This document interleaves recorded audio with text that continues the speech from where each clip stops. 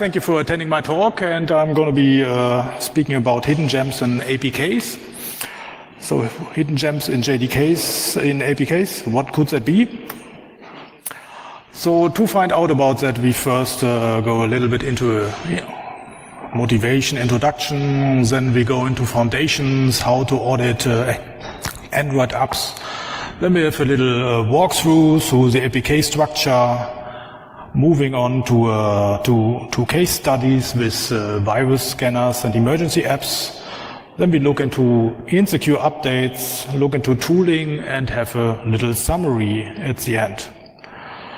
So everybody probably knows that Android applications are packaged in APK files that contain code and resources. However, some contain information that is designed to be kept private to the application, hence it's encoded or encrypted. Here we present a series of failed attempts to keep value information from the eye of the interested reverse engineer. Often a single fail in APK composition can reveal all useful information contained in the enclosing app. So you better extract the information and move on from there. So what can be green screen? What can be learned from analyzing the composites of an APK file? Okay, thank you very much. Thank you for staying so long and waiting for the technique to be set up. Where have we been? We've been in the agenda. Can you project this to this screen, please?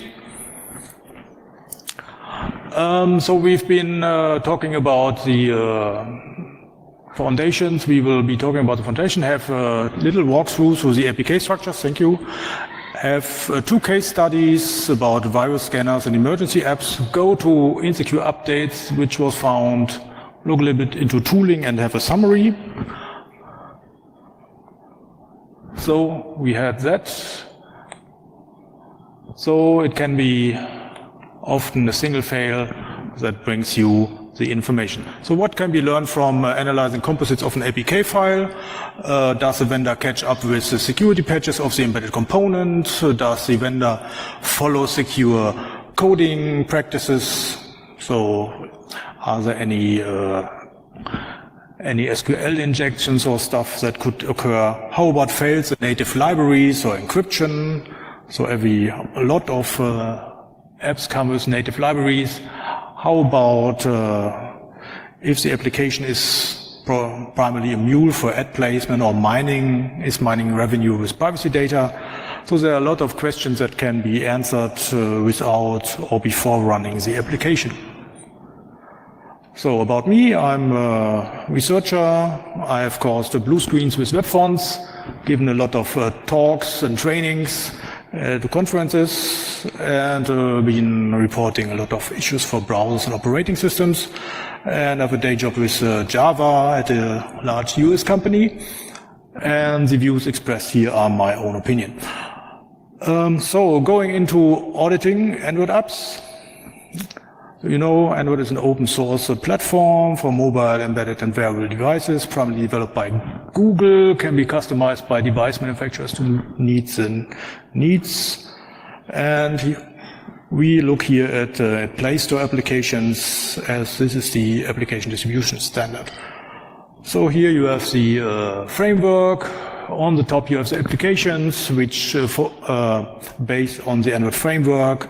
You have native libraries, you have the Android runtime, the hardware abstraction layer a little bit lower, and on the bottom of it all you have the kernel. So we will focus primarily on the application area and the native libraries. So the applications on the top, the DEX classes in the framework, the native code, and you have the code for the different code types that occur in this area. And you communicate from the native code to the Dolby code via JNI. JNI is a Java native interface. So if you inspect the applications for weaknesses, you have to take into account that the users acquire the majority of mobile applications via the Play Store. So you have the Apple iTunes Store for the Apple hardware, but we are here in the Android world, so we use the Google Play Store. And also Android has the advantage to be open in documentation and tools perspective. This allows to conduct in-depth technical inspection for a range of criteria related to IT security.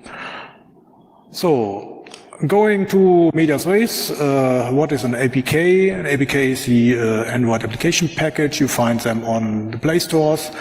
It's a standard packaging format. Technically, you may know this is just a zip. No surprise for those guys who also knows JARS and CRX.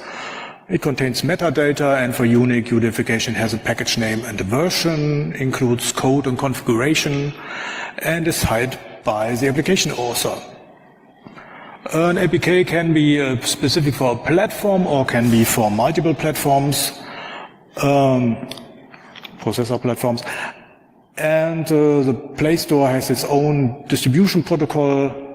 Third-party stores may allow direct HTTPS download.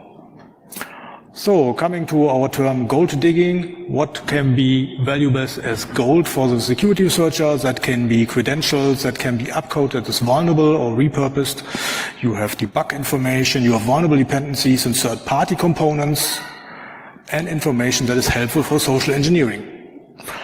So inspection for these can be done by combining standard reverse engineering tools such as QArc from LinkedIn, APK tool, Exodus for looking at the trackers, some self-written tools, ScanAPK, and Radare for the native inspection. So, looking into the technical composition of the APK file, we have the manifest as at the top.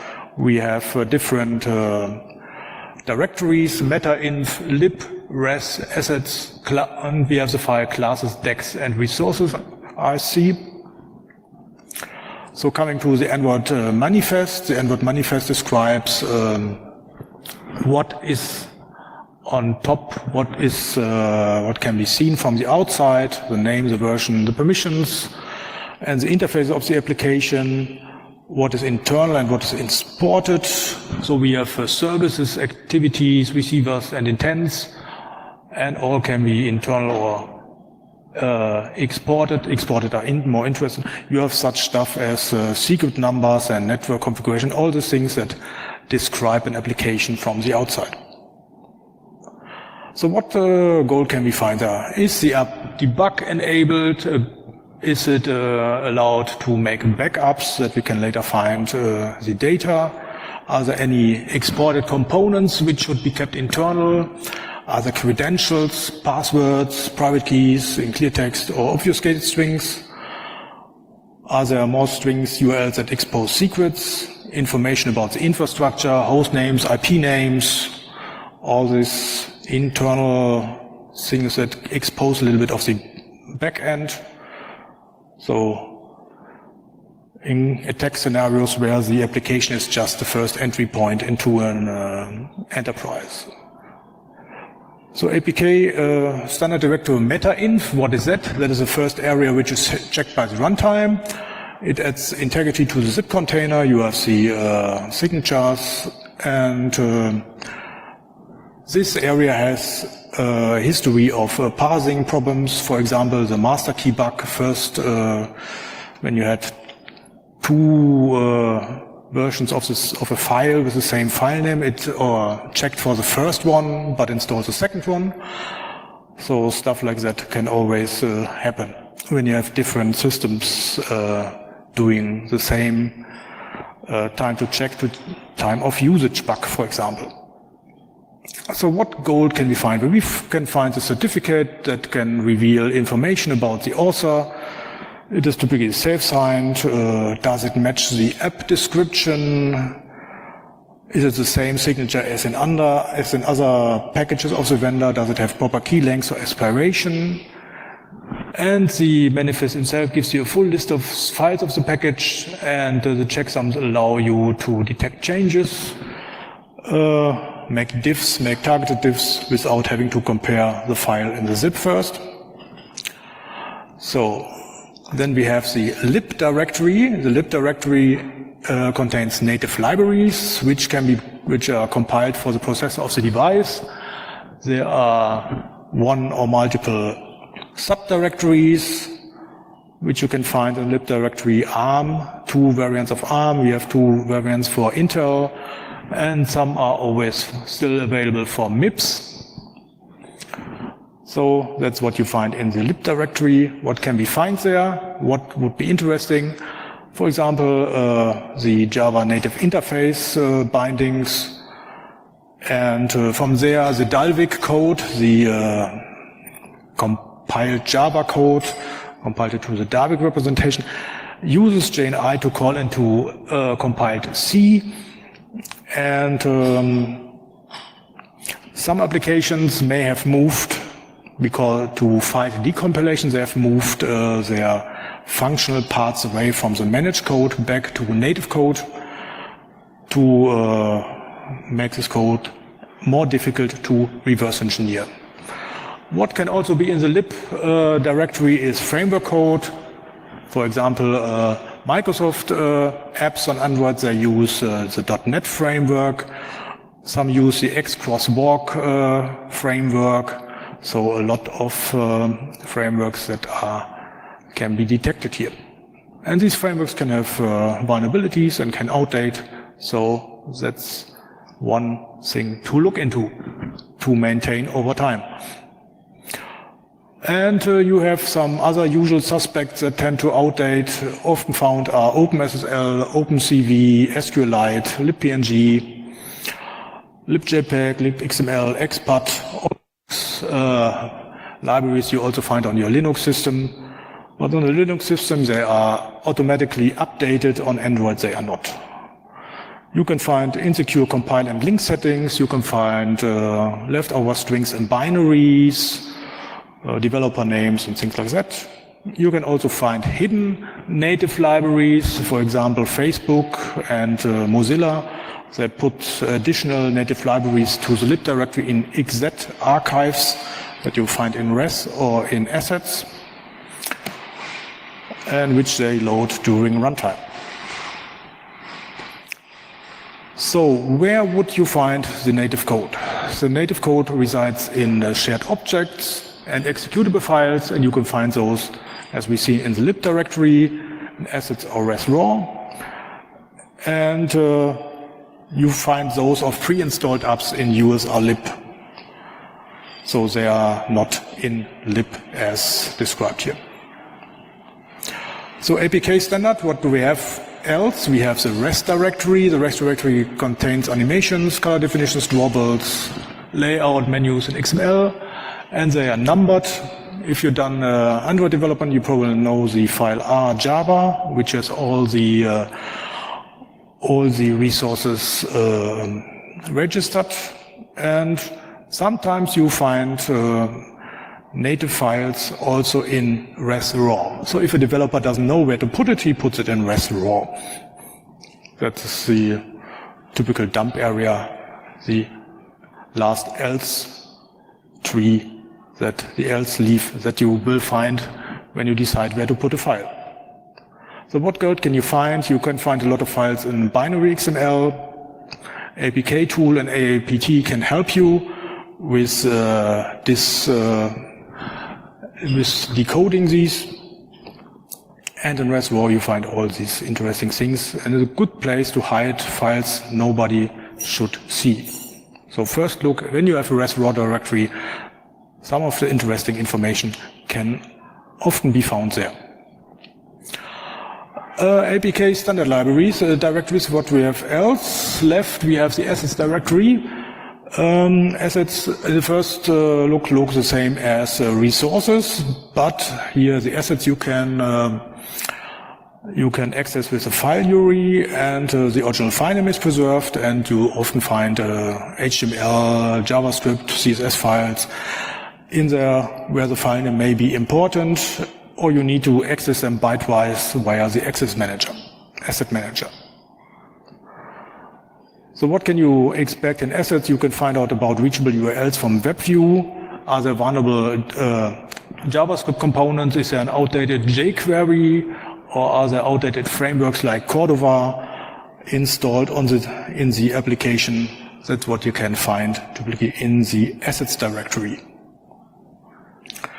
And coming to the area where you would find most issues, that is classes decks. Classes decks is the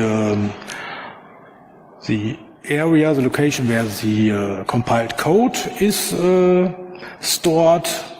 That historically is Java code, but now there are new languages popping up like Kotlin, and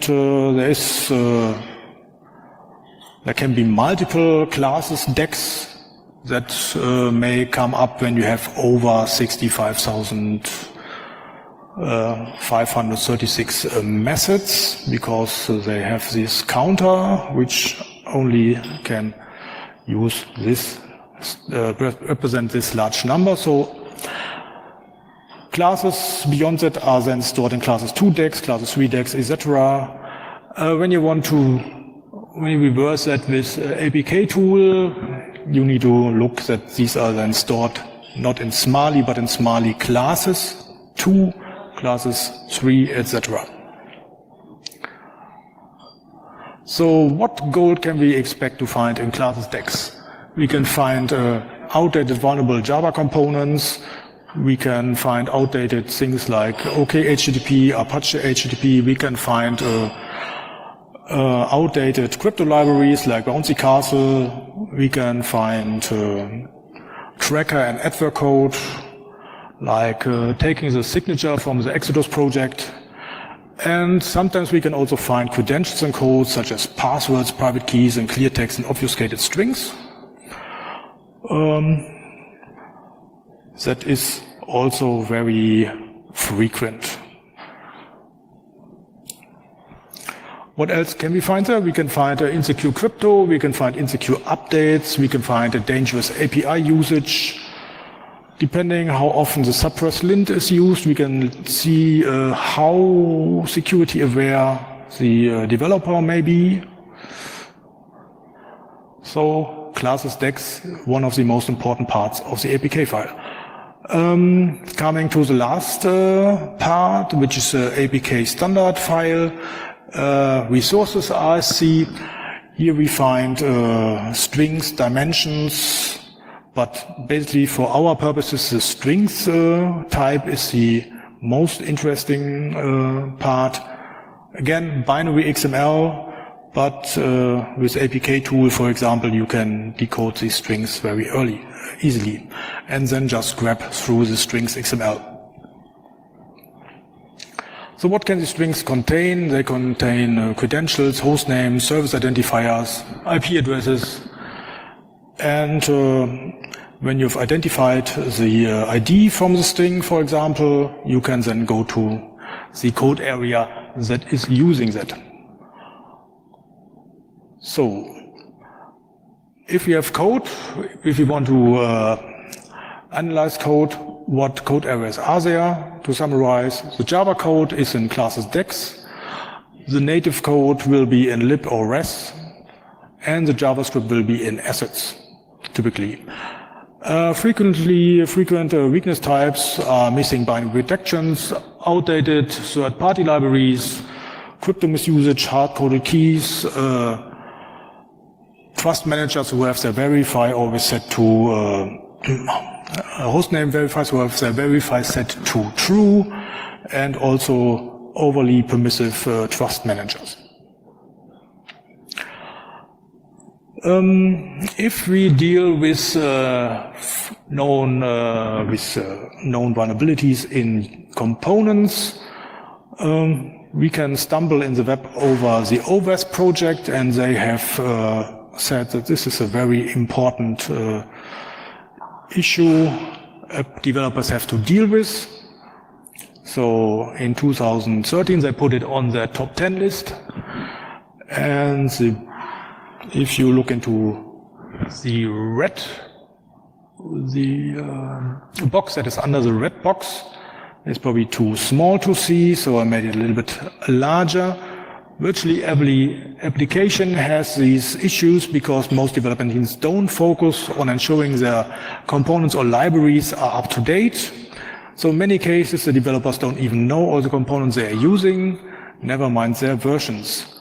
So, and their dependencies make things even worse. So we have an app that uses OpenSSL, and OpenSSL may use a third library or use an XML parser. You have to, because it's your app, also have to deal with the dependencies and put it in the APK file. If you don't do it, your app will maybe be vulnerable to software decay. Software decay causes vulnerabilities. So, a checklist. Is my app vulnerable? You are very likely vulnerable if you don't know the versions of all the components you use directly or as nested dependencies. Do you know if any of your software is out of date? This includes all components, runtime environments, and libraries. If you do not know, you may be vulnerable. If you do not fix or upgrade, you're probably vulnerable soon too. So, better avoid such dependencies and implement what you can in your own application. That was a theory. Now coming to some practical applications of that.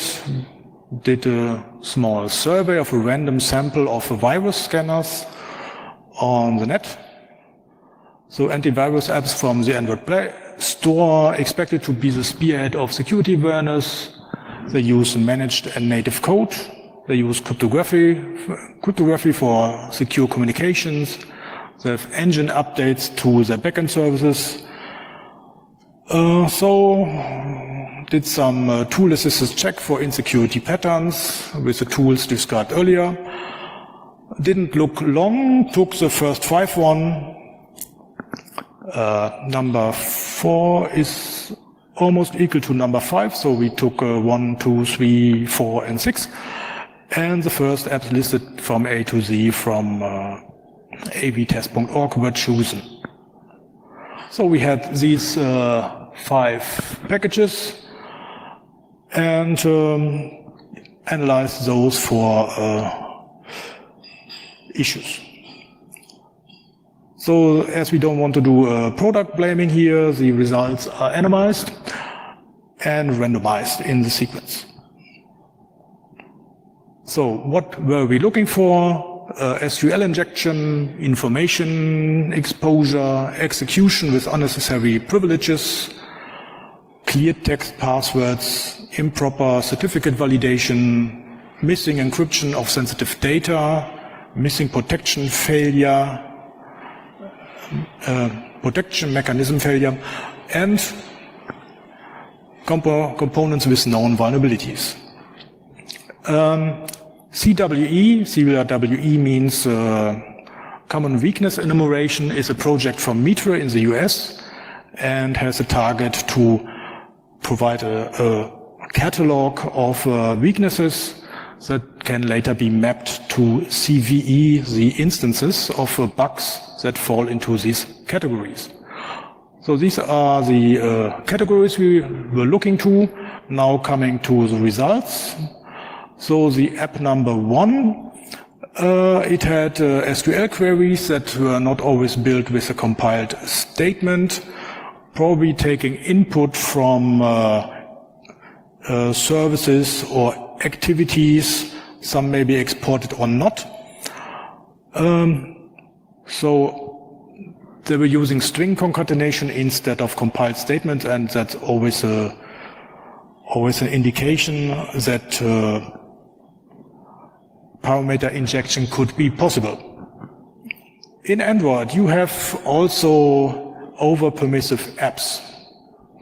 So while you can understand that a virus scanner may require access to external storage to scan there, it's probably not understandable that it uses record audio or sends SMS or modifies the call log or writes contacts or processes outgoing calls, because that can cause confused deputy attacks where a third application uses the advanced privileges of this app and then sends via covert channels these SMS, so modifies the call log. We also found clear text API keys that the application uses to access their own cloud services. So here you could eventually build evil application, an evil twin that exactly does that or doses the service or whatever. In the native library, this app had missing stack canaries. If you've done C programming, you may know that the missing stack canaries can take you away the protection mechanisms of integrity on the stack, which is included by the compiler automatically. So obviously these developers haven't added these to their makefile. We also have outdated libraries in this virus scanner. We have Expat 2.10, we have LibreSSL 2.55. LibreSSL 5.55 could still be okay, but Expat is too old. Also, this virus scanner has over 10 trackers. So this is a virus scanner and not a privacy exfiltrator. So we have Google Crashlytics, we have Facebook ads and analytics and whatever. So something you wouldn't expect from a virus product. App 2, not much better. We have dangerous permissions like sending SMS or process outgoing calls. This app has also an embedded update APK, and so APKs can also contain APKs in REST or assets, and this drops this update APK during install, and this update APK does then insecure engine update via HTTP to the backend. So if you have some kind of control in between, you can do a man-in-the-middle attack and inject your own binary once you have reverse engineered the integrity part of the protocol. Again, we have missing stack canaries and position-independent code settings. This virus scanner also bundles a busy box of very old version we will see later, and that has no binary detections compiled. It bundles an outdated OpenSSL from 2016. Again, remember we have virus scanners from 2018. The latest from the Play Store, and we have a busy box from 2010, at least vulnerable to this CVE number, and we have an IP tables of an unknown version. And we have a lot of trackers. So again, very disappointing. Bundled insecure binaries. This app ships with a standalone version of BusyBox and IP tables. So we asked the vendor, why are these in there? They wouldn't able to describe what they're used for, even saying, oh, we don't bundle anything. These are GPL licensed, so they probably should have some source attached. Wasn't the case either. And as spoken before, they had insecure compile and link settings. So here we see the analysis with Radare. BusyBox from 2010. We have canaries false. We have non-execution. We have position independent code set to false. So probably this vendor wants to revisit their build process.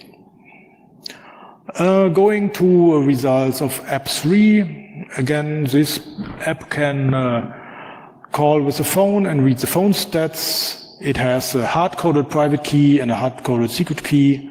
It bundles an outdated OpenSSL 1.02 from 2016, but it has no trackers, so obviously you don't need that for a virus scanner. We have the old OpenSSL from 2016, built at least secure. We have a hard-coded secret key, and that is used to do some cryptographic operation. And we have private key string together, but we are searching for the known prefix. And then you have some RSA private key, which the application uses to do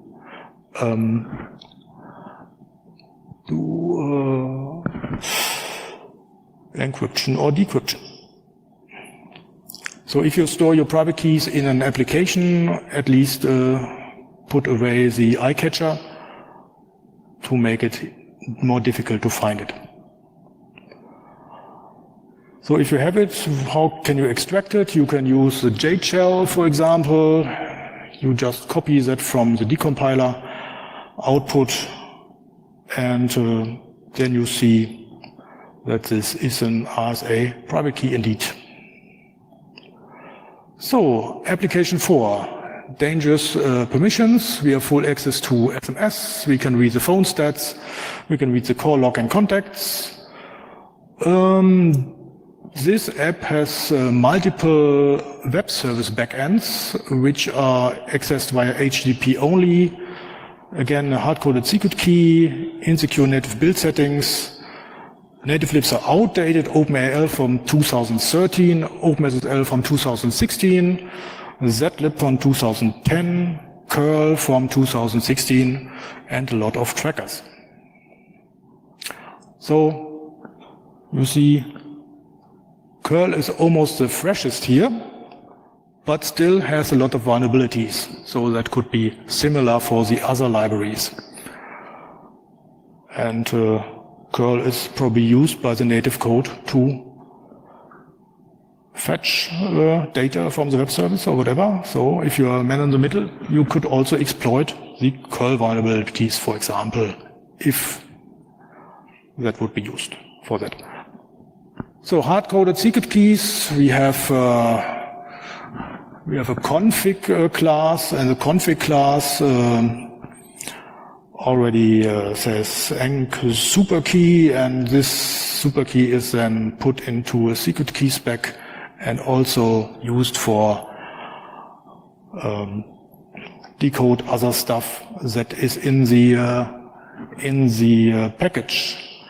And the super key already also started with the company name, so that shorted also the would also shorten brute force text, because you already know parts of the key or could guess it. So coming to the last app of this batch, we have again dangerous permissions.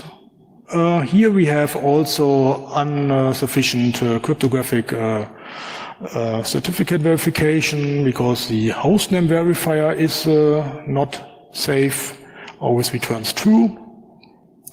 We have insecure JavaScript downloads into the WebKit component. We have HMAC with hard-coded key. We have hard-coded secret keys. We have insecure build settings, but no trackers found. Again, this app calls other APKs from the web, not via the Play Store. And by analyzing these, we also found a CVE 937 concerning expat, libpng, and libxml. So that is also an issue here. So that here we see that the app accesses their own CDN, and accesses their own CDN by grabbing some JavaScript. So an attacker could also do man in the middle and inject some exploit for the WebKit component or whatever, and try his luck from this side. We have weak hostname verifiers. Normally you would compare that to what is trusted, but here it's always trusted. Here we have a fixed hard-coded key. And here we have an empty initialization vector and a known hard-coded key. And again, the framework name appears in the key string. So again, we can probably easier have brute force attacks. So when we look into the results of security tools, we see that all tools are affected by weaknesses, and we see that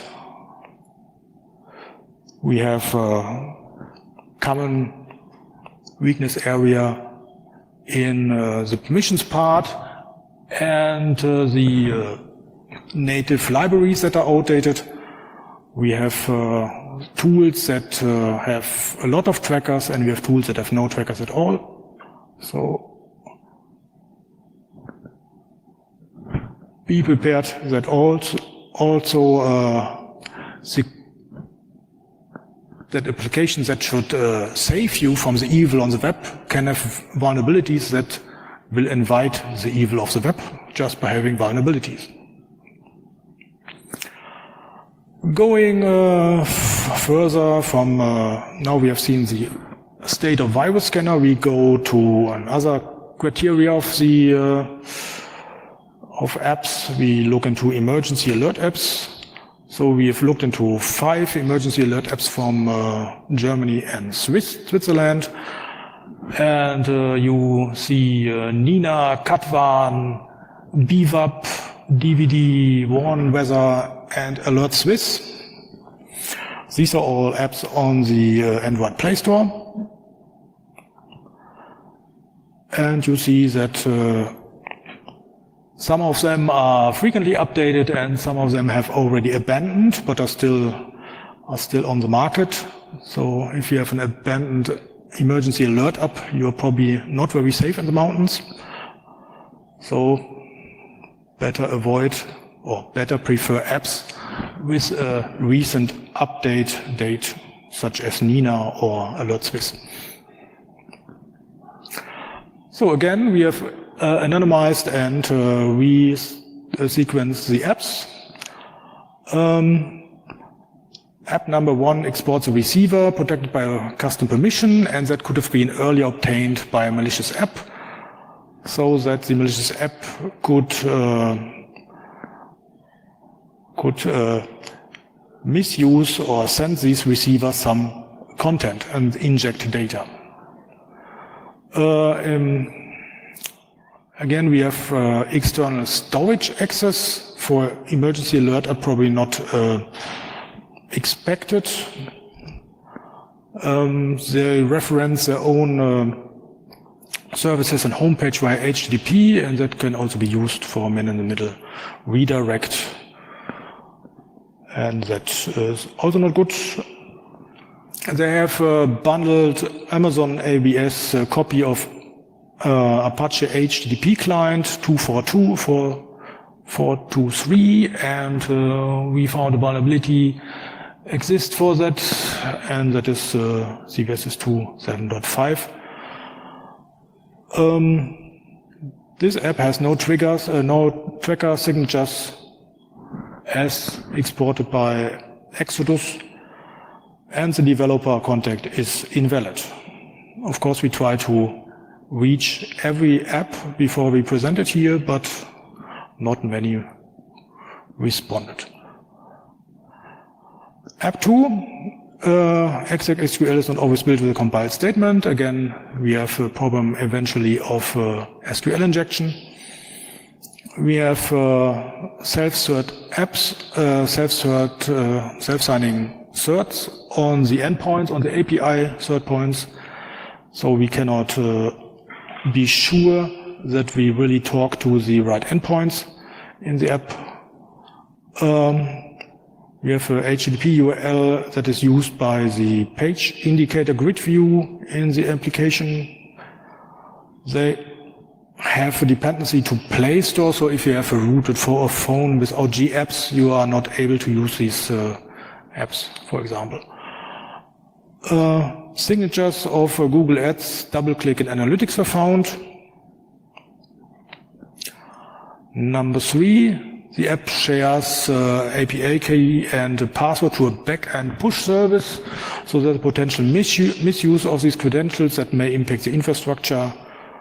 The vendor was informed in early 2018, claims this work is designed and stays unchanged in current version, but will go away with upcoming major version. So they know how to deal with risk. This app uses Google Play service and has a Google Analytics tracker. Coming to app number 4, we have outdated libraries, libxml from 2016. We have outdated SQLite. We have outdated, potentially outdated OpenSSL, libxslt, and we have some trackers.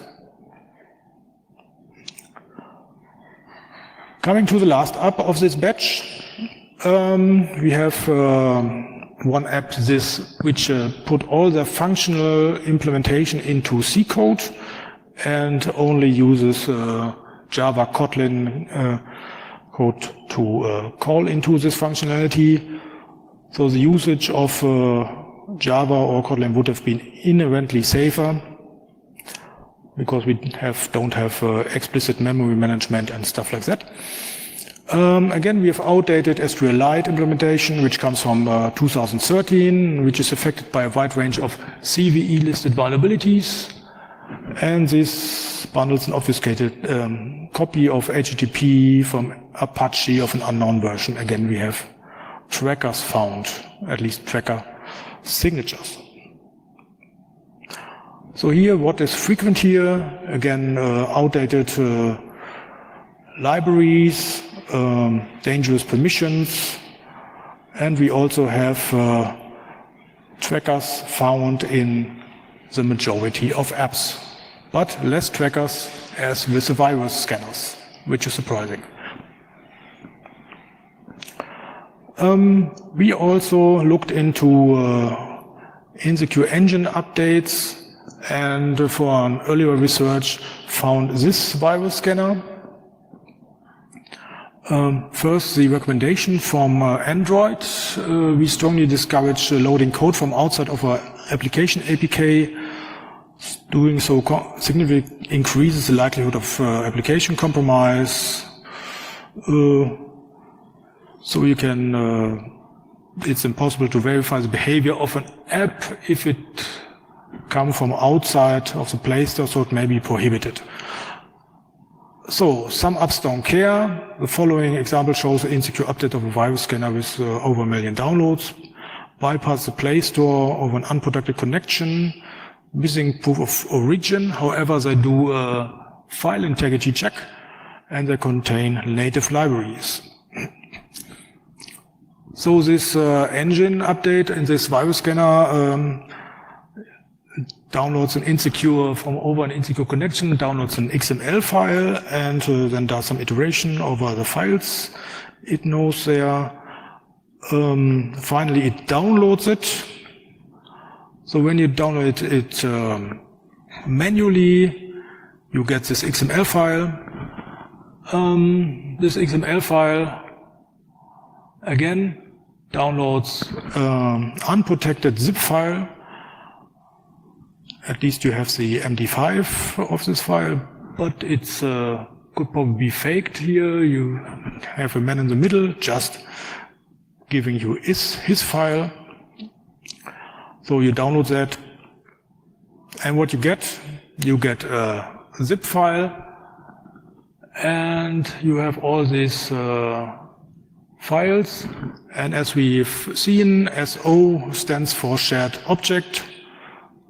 So this virus scanner imports shared objects from an insecure source, and so you can just inject your code by man-in-the-middling this request. So what is in there? What is in these files? Again, this is some kind of heuristic thing. It misses the canaries and X and rel row. So taken from untrusted source, having no protections, and is not an example for secure build process. two of them, so to make it insecure. So, as of today, the last update of the app was January 2018. The update servers are not reachable anymore, but the domain is available for re-register in March 2019. So if you want to infect all these, you can probably apply for this domain. So outdated virus scanners are a security risk, helpful if Play Store enforced update activity, having some ping for security tools, or inform the users of the tool that this is no longer maintained, and sweep those which are orphaned, or at least remove them from being offered.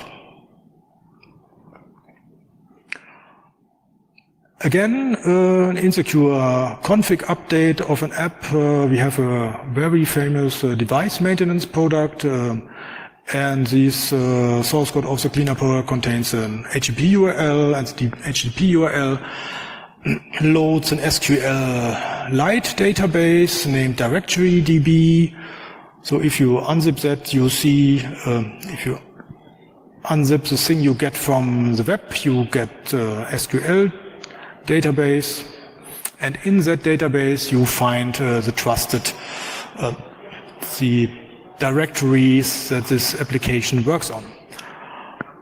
So if you are an attacker, you probably just send it with 0 directories, override all that's there, and you can drop your stuff where you want. But according to the vendor, that should have been fixed in the newest version. We will see. Random findings, so all that didn't fit in another category. For some apps, we have some inner app version chaos. So even within a single app, multiple versions of OpenSSL bundles, for example, in Microsoft Edge, you find 3 different versions of OpenSSL. So it looks like it's not very coordinated what is put into the APK file. The vendor has been contacted multiple times about these issues, all in different packages also. So it looks like this problem will stay on for a longer time. Classes decks, you often have old spongy castles in your apps. So for example, if you are into soccer and have the Manchester United app, you see that they use Bouncy Castle from 2012. Unfortunately, the contact address seems unmaintained, not as old as the Manchester United version, but 3 years from current. In some social network app, you will find in an older version of, or at least 3 years old, 3 years from current version of Spongy Castle, a couple of CVE vulnerabilities are valid here or apply here. So looks like this is also unmaintained third-party code somebody forgot about. What do you also have in what makes a reverse engineer happy or a social engineer is if he gets the names of developers. Sometimes you can call at the workplace and ask for IP addresses or whatever. And here we found in some famous packages developer names, and the developer names were extracted via Radare. And that could give you an indication who writes which native code.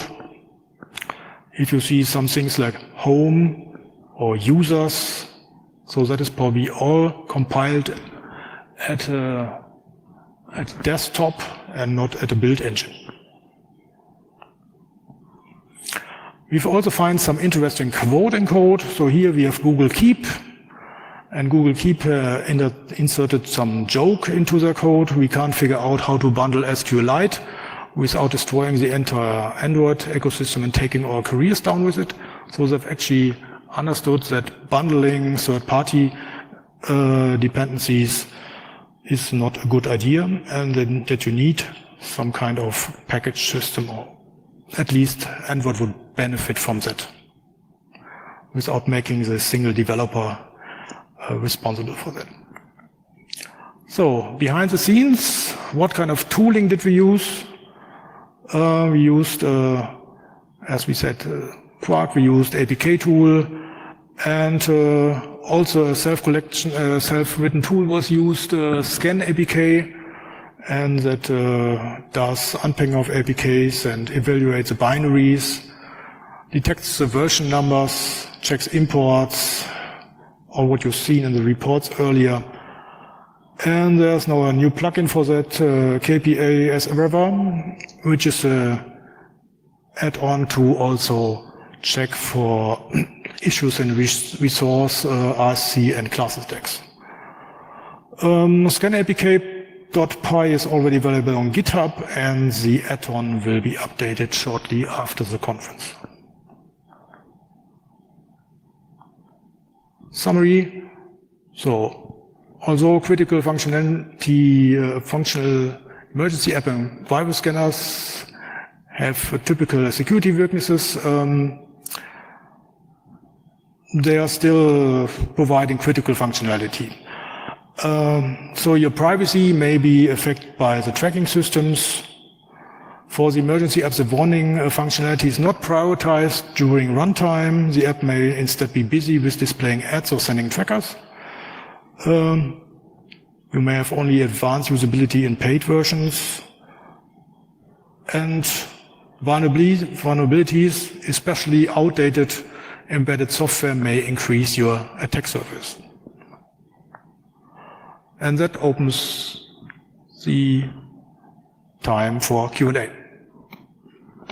Marc, thank you so much for that talk. Are there any questions from anybody? No, not right now. I guess, Marc, you'll stay around at the conference, so if anybody has some questions later, they can come by and ask. If you come by the party, I will be happy to answer questions.